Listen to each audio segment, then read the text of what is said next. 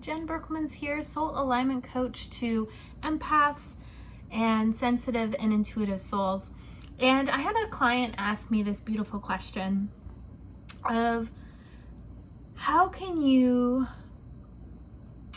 bring in grace and compassion and but grace and forgiveness and compassion to yourself when you don't follow through with something like self-care or things that you feel guided to do, but for whatever reason you weren't able to follow through with. How can you bring that in, bring compassion, bring grace in, but where it doesn't end up lead into this cycle of, oh, I can just do it tomorrow, or I'll just do it next weekend. And so this almost super passive, going from pushing to super passive. And so what I said, my thoughts on this is, when I talk about this idea of always coming back, so I talk with my clients always about coming back and centering back into love. So we always come back and center in what's the most loving thing. And so some days it could be you end up at let's say you commit to doing meditation every day, and you get to the end of the day and you haven't meditated. The most loving thing in that moment could either be going directly to sleep, or it could be doing your meditation.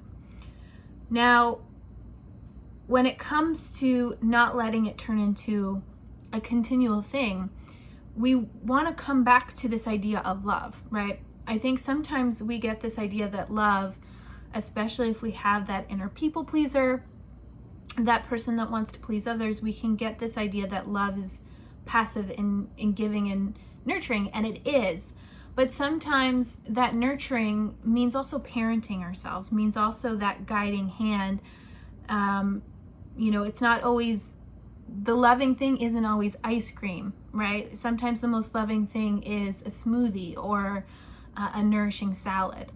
So when we come to the most nourishing and loving thing, it's not always lenience and passivity, right? Sometimes we can have that as our experience growing up, where we grew up in a very passive household where we didn't have much enforcement or rules. And so we can attribute that to love. But if we come back to soul, come back to center, and what is truly loving and truly the most loving thing, we often know that, right? We know what that is. And so when I say we always come back to love, it's not about being passive. It's about what is the most loving action. And so sometimes it's going to be working out and running for an hour. Sometimes it's going to be just some gentle dance movement or stretching. Sometimes it's going to be finishing that meditation session, and sometimes it's going to be going to bed.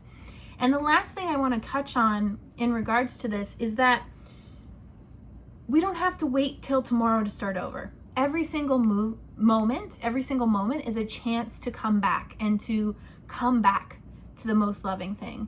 So, you end up midday and you missed your morning meditation. Okay, well, let's do an evening meditation.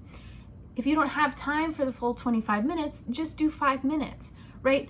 It's always about the most loving thing. And more often than not, the most loving thing is to do something, right? Even if it's something small.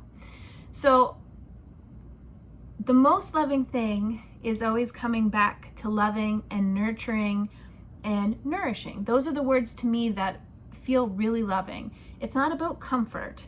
It's not about giving in to that comfort and the seeking of comfort, but it's about what's the most loving and nurturing and supportive thing I can do for myself right now. And I guarantee that you will have an idea of what it is, even if you're not necessarily excited for whatever that is. So let me know if this was helpful, if this resonated. Leave me a comment, hit the like button. If you know of someone who this would be helpful with, please share it. And I'm thankful for everyone who interacts with these videos, and you watch them and you share them, and I appreciate it so much. And I'm sending you so much love.